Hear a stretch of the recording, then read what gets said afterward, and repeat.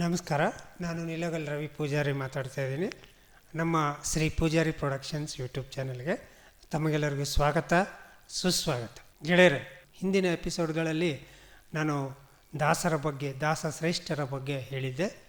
ಇವತ್ತಿನ ಅಧ್ಯಾಯದಲ್ಲಿ ಒಬ್ಬ ಅವಧೂತನ ಬಗ್ಗೆ ಹೇಳೋಕ್ಕೆ ಬಂದಿದ್ದೀನಿ. ಅದೇ ನಮ್ಮ ನವಲುಗುಂದದ ಅವಧೂತ ನಾಗಲಿಂಗರ ಬಗ್ಗೆ ಇವತ್ತಿನ ವಿಡಿಯೋದಲ್ಲಿ ನನಗೆ ತಿಳಿದಷ್ಟು, ಓದಿದಷ್ಟು ಒಂದಿಷ್ಟು ವಿವರಗಳನ್ನು ನಿಮಗೆ ನೀಡ್ತಾ ಇದ್ದೀನಿ. ನಮ್ಮ ಚಾನಲನ್ನು ಯಾರಾದರೂ ಹೊಸದಾಗಿ ನೋಡ್ತಾ ಇದ್ದರೆ ದಯವಿಟ್ಟು ಸಬ್ಸ್ಕ್ರೈಬ್ ಮಾಡ್ಕೊಳ್ಳಿ. ಹಾಗೆ ಈ ವಿಡಿಯೋನ ಬೇರೆಯವ್ರಿಗೂ ಕೂಡ ಶೇರ್ ಮಾಡಿ, ಲೈಕ್ ಮಾಡಿ ಅಂತ ಈ ಮೂಲಕ ಕೇಳ್ಕೊಳ್ತಾ ಇವತ್ತಿನ ವಿಡಿಯೋನ ಪ್ರಾರಂಭ ಮಾಡ್ತಿದ್ದೀನಿ. ಬನ್ನಿ, ಹಾಗಾದರೆ ತಡೆ ಹಾಕಿ ವಿಡಿಯೋನ ಶುರು ಮಾಡಿಬಿಡೋಣ.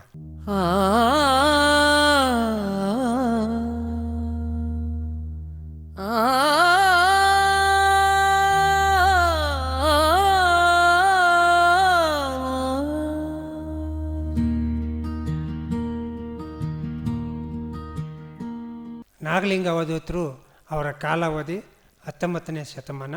ಉತ್ತರ ಕರ್ನಾಟಕದ ಹಠಯೋಗಿ, ಪವಾಡ ಪುರುಷರು ಮತ್ತು ಜ್ಞಾನಿಗಳು ಕೂಡ ಆಗಿದ್ದರು. ಅವಧೂತ ನಾಗಲಿಂಗ ಅವರು ಸಮಾಜದ ಉದ್ಧಾರಕ್ಕಾಗಿ ಮತ್ತು ಜಾತಿ ಧರ್ಮಗಳ ಸಮಾನತೆಗಾಗಿ ಶ್ರಮಿಸಿದರು. ನಾಗಲಿಂಗ ಅವಧೂತ ಅವರು 1812ರಲ್ಲಿ ರಾಯಚೂರು ಜಿಲ್ಲೆಯ ಸಿಂಧನೂರು ತಾಲೂಕಿನ ಜವಳಿಗೆರೆ ಗ್ರಾಮದಲ್ಲಿ ಮೌನಪ್ಪ ಮತ್ತು ನಾಗಮ್ಮ ಅಂತಕ್ಕಂಥ ದಂಪತಿಗಳ ಉದರದಲ್ಲಿ ಜನಿಸ್ತಾರೆ. ಇವರು ಬಾಲ್ಯದಲ್ಲಿ ಜವಳಗೆರೆಯಲ್ಲಿ ಬಾಲ್ಯದ ಜೀವನವನ್ನು ನಡೆಸ್ತಾ ಇರಬೇಕಾದ್ರೆ ಶಾಲೆಯಿಂದ ಹೊಟ್ಟೆ ಹಸಿದು ಮನೆಗೆ ಬರ್ತಾರೆ. ತುಂಬ ಹೊಟ್ಟೆ ಹಸಿದ್ದರಿಂದ ಊಟ ಮಾಡಬೇಕಂತ ಮನೆಗೆ ಓಡೋಡಿ ಬರ್ತಾರೆ. ಆದರೆ ಮನೆ ಒಳಗಡೆ ಅಡುಗೆ ಮನೆ ಬಾಗಿಲು ಹಾಕಿರುತ್ತೆ. ಅಡುಗೆ ಮನೆ ಬಾಗಿಲು ಹಾಕಿದೆಯಲ್ಲ ಅಂಥೇಳಿ ನಾಗಲಿಂಗ ದೇವರು ಏನು ಮಾಡ್ತಾರೆ, ನಿಧಾನಕ್ಕೆ ಅಮ್ಮ ಇದ್ದಂಗಿಲ್ಲ, ನಾನೇ ಊಟ ತಗೊಂಡು ತಿಂದ್ಬಿಡೋಣ ಅಂಥೇಳಿ ಬಾಗಿಲನ್ನು ನಿಧಾನವಾಗಿ ಸರಿಸ್ತಾ ಇದ್ದಂಗೆ ಒಳಗಲಿಂದ ಧ್ವನಿ ಬರುತ್ತೆ. ತಾಯಿ ನಾಗಮ್ಮ ಬಚ್ಚಲ ಮನೆಯಲ್ಲಿ ಸ್ನಾನ ಮಾಡ್ತಾ ಇರ್ತಾರೆ. ನಾಗಲಿಂಗ ಬಂದ ವಿಷಯ ತಿಳಿದ ನಾಗಮ್ಮ, ನಾಗ ಮನೆ ಒಳಗಡೆ ಬರಬೇಡ, ನಾನು ಸ್ನಾನ ಮಾಡ್ತಿದ್ದೀನಿ ಅಂತ ಕೂಗ್ತಾರೆ. ಇಲ್ಲಮ್ಮ, ನನಗೆ ಹೊಟ್ಟೆ ಹಸಿತಾ ಇದೆ, ನಾನು ಊಟ ಮಾಡಬೇಕು, ನಾನು ಬರ್ತೀನಿ ಅಂತ ನಾಗಲಿಂಗ ಹೇಳ್ತಾರೆ. ಬೇಡ, ನಾನು ಸ್ನಾನ ಮಾಡ್ತಿದ್ದೀನಿ, ಬರಬೇಡ. ಯಾಕೆ ಬರಬಾರ್ದು, ನಾನು ಊಟ ಮಾಡಬೇಕು ಅಂತ ಹಠ ಹಿಡಿತಾನೆ. ಇಲ್ಲ, ನಾನು ಸ್ನಾನ ಮಾಡ್ತಿದ್ದೀನಿ, ನನಗೆ ಬಟ್ಟೆ ಇಲ್ಲ, ಸ್ನಾನ ಮಾಡ್ತಿದ್ದೀನಿ, ಬೇಡ ಅಂತಾರೆ. ಯಾಕೆ ನೀನು ಸ್ನಾನ ಮಾಡ್ತಿದ್ರೆ ನಾನು ಯಾಕೆ ನೋಡಬಾರ್ದು ಅಂತ ಹೇಳ್ತಾರೆ. ನನ್ನ ಮೈ ಮೇಲೆ ಬಟ್ಟೆ ಇಲ್ಲ, ನಾನು ಬೆತ್ತಲೆಯಾಗಿ ಸ್ನಾನ ಮಾಡ್ತಿದ್ದೀನಿ, ನೀನು ನೋಡಬಾರ್ದು ಅಂತ ರೇಗ್ತಾರೆ. ಸ್ವಲ್ಪ ಕೋಪದಿಂದ ಮಾತಾಡ್ತಾರೆ. ಆಗ ನಾಗಲಿಂಗ ಹೇಳ್ತಾರೆ, ಯಾಕಮ್ಮ, ನಾನು ಬಂದ ದಾರಿ ನಾನು ನೋಡಬಾರ್ದ, ಅದರಲ್ಲೇನು ತಪ್ಪು ಅಂತ ಅಂದುಬಿಡ್ತಾರೆ.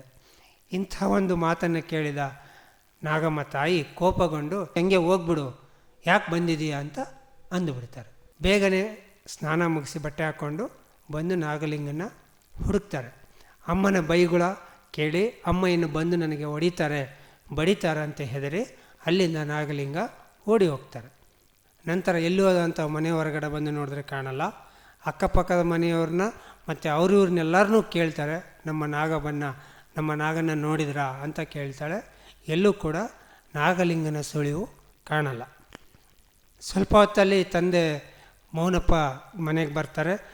ಹಿಂಗೆ ನಾನು ಸ್ನಾನ ಮಾಡ್ತಿದ್ದೆ, ಬಂದು ಈ ಥರ ಎಲ್ಲ ಮಾತಾಡ್ದ, ಬೈದೆ, ಬಂದು ಹೊಡಿತೀನಿ ನೀರು ಅಂತ ಅಂತಿದ್ದಂಗೆ ಮನೆಯಿಂದ ಓಡೋದ, ಎಲ್ಲೂ ಕಾಣ್ತಿಲ್ಲ ರೀ, ಹೋಗಿ ನೋಡ್ಕೊಂಬನ್ನಿ ಅಂತ ಗಂಡನಿಗೆ ಹೇಳ್ತಾರೆ. ಆಗ ಗಂಡ ಊರಲ್ಲೆಲ್ಲ ಹೋಗಿ ಓಣಿ ಎಲ್ಲ ಸುತ್ತಿ ಆ ಕಡೆ ಈ ಕಡೆ ಇವ್ರನ್ನ ಕೇಳಿ ಊರೆಲ್ಲ ಹುಡುಕ್ತಾರೆ, ಎಲ್ಲೂ ಕಾಣಲ್ಲ. ಊರ ಹೊರಗೆ ಅವನು ಎಲ್ಲೆಲ್ಲಿ ಆಟ ಆಡ್ತಿದ್ದ, ಯಾರ್ಯಾರು ಗೆಳೆಯರಿದ್ದರು, ಅವನು ಎಲ್ಲೆಲ್ಲಿ ಜಾಸ್ತಿ ಓಡಾಡ್ತಿದ್ದ ಆ ಜಾಗಗಳೆಲ್ಲ ಹುಡುಕ್ತಾರೆ. ತಮ್ಮೂರು, ತಮ್ಮ ಸೀಮೆ, ಪಕ್ಕದೂರು, ಪಕ್ಕದ ಹಳ್ಳಿಗಳು, ತಾಲೂಕುಗಳು, ಜಿಲ್ಲೆಗಳು ಎಲ್ಲ ಕಡೆಯೂ ತಿಂಗಳಾನುಗಟ್ಟಲೆ ಹುಡುಕಿದ್ರು ಕೂಡ ನಾಗಲಿಂಗನ ಸುಳಿವು ಸಿಗೋದಿಲ್ಲ. ಇನ್ನು ಎಲ್ಲೋದ ನಾಗಲಿಂಗ ಅಂತ ತುಂಬ ಬೇಸರಗೊಂಡ ತಾಯಿ, ತಾನು ಬೈದಿದ್ದರಿಂದ ಮನೆ ಬಿಟ್ಟು ಹೋದ ಅಂತ ಬೇಸರಗೊಂಡು ಮಗನ ನೆನಪಲ್ಲಿ ಮಗನನ್ನು ಬೈದು ಮನೆಯಿಂದ ಓಡಿಸಿದ್ದಕ್ಕೆ ಕೊರಗಲ್ಲಿ ತಾಯಿ ಕೊರಗ್ತಾ ಇರ್ತಾರೆ. ತಂದೆ ತಾಯಿ ಇಬ್ಬರು ಕೊರಗ್ತಾ ಇರ್ತಾರೆ, ಎಲ್ಲೋದ ಮಗ ಅಂತ. ಅವನು ಬದುಕಿದನೋ ಇಲ್ವೋ ಅನ್ನೋ ಒಂದು ನಿರ್ಧಾರಕ್ಕೂ ಕೂಡ ತಂದೆ ತಾಯಿಗಳು ಬರ್ತಾರೆ.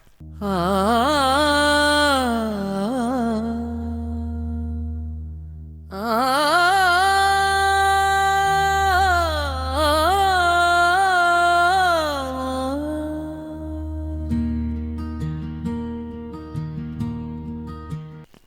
ನಾಗಲಿಂಗ ಊರು ಬಿಟ್ಟು ಓಡಿ ಹೋದವನು ಊರು ಕೇರಿಗಳೆಲ್ಲ ತಿರುಗ್ತಾ ಇಡೀ ನಾಡಿನಾದ್ಯಂತ ಪ್ರಯಾಣ ಬೆಳೆಸಿ ಕೊನೆಗೆ ನಿರುಪಾದಿ ಗುರುಗಳ ಹತ್ರ ಬಂದು ಅವರ ಆಶ್ರಮಕ್ಕೆ ಸೇರಿಕೊಳ್ತಾರೆ.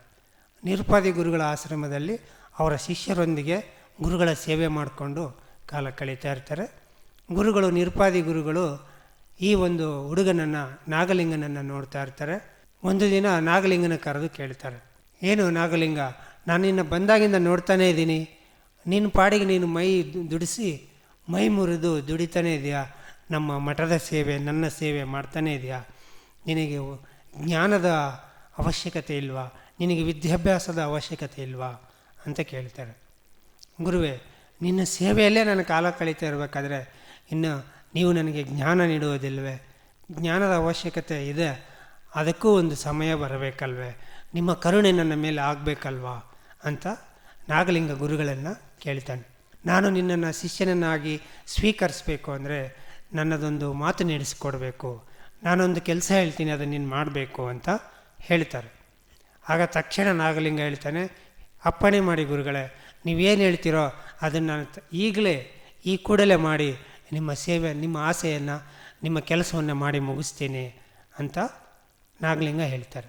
ಆಗ ಗುರುಗಳು ಹೇಳ್ತಾರೆ, ಒಂದು ತೆಂಗಿನಕಾಯಿಯನ್ನು ದಗದಗ ಉರಿತಕ್ಕಂಥ ಒಂದು ಅಗ್ನಿಕೊಂಡದಲ್ಲಿ ಎಸಿತೀನಿ, ಅದನ್ನು ನೀನು ತರಬೇಕು ಅಂತ ಹೇಳ್ತಾರೆ. ಆಗ ನಾಗಲಿಂಗ ದೇವರು ತಡ ಮಾಡದೆ, ಅಪ್ಪಣೆ ಗುರುದೇವ, ಎಸೆಯಿರಿ ತೆಂಗಿನಕಾಯಿನ ತರ್ತೀನಿ ಅಂತ ಹೇಳ್ತಾರೆ. ನಿನಗೆ ಭಯ ಆಗಲ್ವಾ, ಆ ಒಂದು ಬೆಂಕಿಯಲ್ಲಿ ಬೆಂದೋಗ್ತೀಯಾ, ಸುಟ್ಟೋಗ್ತೀಯಾ ಅಂತ ಹೇಳ್ತಾರೆ. ಗುರುಗಳ ಆಶೀರ್ವಾದ ನನಗಿರಬೇಕಾದ್ರೆ, ನಿಮ್ಮ ಅಪ್ಪಣೆ, ನಿಮ್ಮ ಕರುಣೆ ನನ್ನ ಮೇಲೆ ಇರಬೇಕಾದ್ರೆ ನನಗೆ ಯಾವ್ದಾರ ಭಯ, ಹಾಕಿ ತೆಂಗಿನಕಾಯಿಯನ್ನು, ಎಸೆಯಿರಿ ತೆಂಗಿನಕಾಯಿನ ತಂದು ನಿಮಗೆ ಅರ್ಪಿಸ್ತೇನೆ ಅಂತ ನಾಗಲಿಂಗ ದೇವರು ಯಾವುದೇ ಭಯವಿಲ್ಲದೆ ಧೈರ್ಯವಾಗಿ ಗುರು ಸೇವೆ ಮಾಡೋಕ್ಕೆ ಮುಂದಾಗ್ತಾರೆ. ತಕ್ಷಣ ತಡ ಮಾಡದೆ ಗುರುಗಳು ತೆಂಗಿನಕಾಯಿಯನ್ನು ಆ ಧಗಧಗ ಉರಿತಕ್ಕಂಥ ಒಂದು ಬೆಂಕಿಯ ಹೊಂಡದಲ್ಲಿ, ಆ ಬೆಂಕಿಯ ಒಂದು ಜ್ವಾಲೆಯಲ್ಲಿ ಆ ತೆಂಗಿನಕಾಯಿಯನ್ನು ಎಸೆತಾರೆ. ಆಗ ತಡ ಮಾಡದೆ ನಾಗಲಿಂಗ ಆ ಬೆಂಕಿಯ ಒಳಗಡೆ ಪ್ರವೇಶಿಸಿ ಆ ತೆಂಗಿನಕಾಯಿಯನ್ನು ತಂದು ಗುರುಗಳಿಗೆ ಒಪ್ಪಿಸ್ತಾನೆ. ಆಗ ಗುರುಗಳು ಕೇಳ್ತಾರೆ, ನಿನಗೆ ಬೆಂಕಿಯ ಒಳಗಡೆ ಹೋಗ್ಬೇಕಾದ್ರೆ ಮೈ ಸುಳ್ಳಿಲ್ವಾ, ನಿನಗೇನು ಆಗಲಿಲ್ವಾ ಅಂತ, ಭಯ ಆಗಲಿಲ್ವಾ ಅಂತ ಕೇಳ್ತಾರೆ. ಗುರುವೇ, ನಿನ್ನ ಕರುಣೆ ನನ್ನ ಮೇಲೆ ಇರಬೇಕಾದ್ರೆ ಈ ಮೈ ಬೆಂಕಿ ಎಲ್ಲ ನನಗೆ ಏನೂ ಮಾಡಲ್ಲ, ಈ ದೇಹ ನೀವು ಕೊಟ್ಟಿದ್ದು ನಿಮ್ಮ ಕರುಣೆ, ನಿಮ್ಮ ಆಶೀರ್ವಾದ ಅಲ್ವೇ ಅಂತ, ಈ ದೇಹದ ಪರಿವು ನನಗಿಲ್ಲ, ಆತ್ಮಶುದ್ಧಿ ನನಗೆ ಮುಖ್ಯ, ನಿಮ್ಮ ಅಪ್ಪಣೆ ಮುಖ್ಯ, ನಿಮ್ಮ ಒಂದು ಆಜ್ಞೆಯನ್ನು ಪಾಲಿಸೋದು ಮುಖ್ಯ ಅಂತ ನಾಗಲಿಂಗ ದೇವರು ಹೇಳ್ತಾರೆ.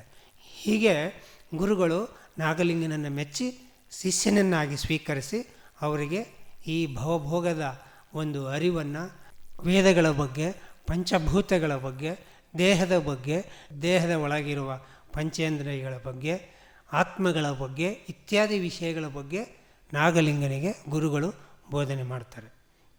ಅಲ್ಲಿ ಗುರುಗಳ ಬೋಧನೆಗೆ ಪುನೀತನಾದ ನಾಗಲಿಂಗ ದೇವರು, ಧನ್ಯನಾದೆ ಪ್ರಭು, ನಾನು ನಿಮ್ಮ ಆಶೀರ್ವಾದದಿಂದ ಪಕ್ವವಾಗಿದ್ದೇನೆ, ನಿಮ್ಮ ಈ ಒಂದು ಬೋಧನೆಯಿಂದ ನಾನು ಧನ್ಯನಾಗಿದ್ದೇನೆ, ನಾನು ಸನ್ಯಾಸಿ ಆಗ್ತೇನೆ ಅಂತ ಹೇಳ್ತಾರೆ.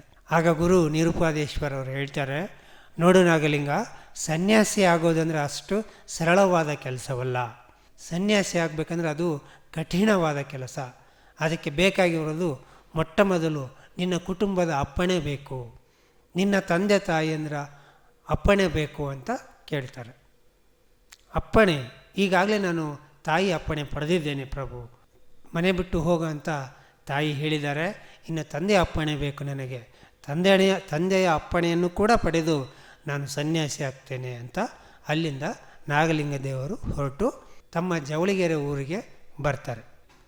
ಇದು ಗೆಳೆಯರೆ, ಇಂದಿನ ಅಧ್ಯಾಯದಲ್ಲಿ ಅವಧೂತ ನಾಗಲಿಂಗರ ಬಗ್ಗೆ ಸ್ವಲ್ಪ ವಿಷಯನ ನಾನು ನಿಮಗೆ ತಿಳಿಸೋಕ್ಕೆ ಪ್ರಯತ್ನ ಪಟ್ಟಿದ್ದೀನಿ. ಮುಂದಿನ ಅಧ್ಯಾಯದಲ್ಲಿ ತಂದೆಯ ಅಪ್ಪಣೆಯನ್ನು ಪಡೆದು ನವಲುಗುಂದಕ್ಕೆ ಪ್ರಯಾಣ ಬೆಳೆಸಿ ನವಲುಗುಂದದಲ್ಲೇ ನೆಲೆ ಊರ್ತಾರೆ. ಅಲ್ಲಿ ಏನೆಲ್ಲ ಪವಾಡಗಳನ್ನು ಮಾಡ್ತಾರೆ, ಏನೆಲ್ಲ ನಡೆಯುತ್ತೆ ಅನ್ನೋ ವಿಷಯವನ್ನು ಇನ್ನು ಮುಂದಿನ ಅಧ್ಯಾಯದಲ್ಲಿ ಅತಿ ಶೀಘ್ರದಲ್ಲಿ ವಿಡಿಯೋ ಬರುತ್ತೆ, ನೋಡಿ ಅಂತ ಹೇಳ್ತಾ, ಇದರಲ್ಲಿ ಏನಾದರೂ ಅಪ್ಪು ತಪ್ಪುಗಳಿದ್ದರೆ ದಯವಿಟ್ಟು ಕ್ಷಮಿಸಿ ಹೊಟ್ಟೆಗೆ ಹಾಕ್ಕೊಳ್ಳಿ ಅಂತ ಈ ಮೂಲಕ ಕೇಳ್ಕೊಳ್ತಾ ಇಲ್ಲಿಗೆ ಈ ಅಧ್ಯಾಯವನ್ನು ಮುಗಿಸ್ತಾ ಇದ್ದೀನಿ. ಹಾಗೆ ಈ ವಿಡಿಯೋ ನಿಮಗೆ ಇಷ್ಟ ಆಗಿದ್ದರೆ ದಯವಿಟ್ಟು ಒಂದು ಲೈಕ್ ಮಾಡಿ, ಬೇರೆಯವ್ರಿಗೂ ಶೇರ್ ಮಾಡಿ, ನಮ್ಮ ಚಾನಲನ್ನು ಸಬ್ಸ್ಕ್ರೈಬ್ ಮಾಡ್ಕೊಳ್ಳಿ ಅಂತ ಈ ಮೂಲಕ ಕೇಳ್ಕೊಳ್ತಾ ಈ ವಿಡಿಯೋನ ಮುಗಿಸ್ತಾ ಇದ್ದೀನಿ. ನಮಸ್ಕಾರ.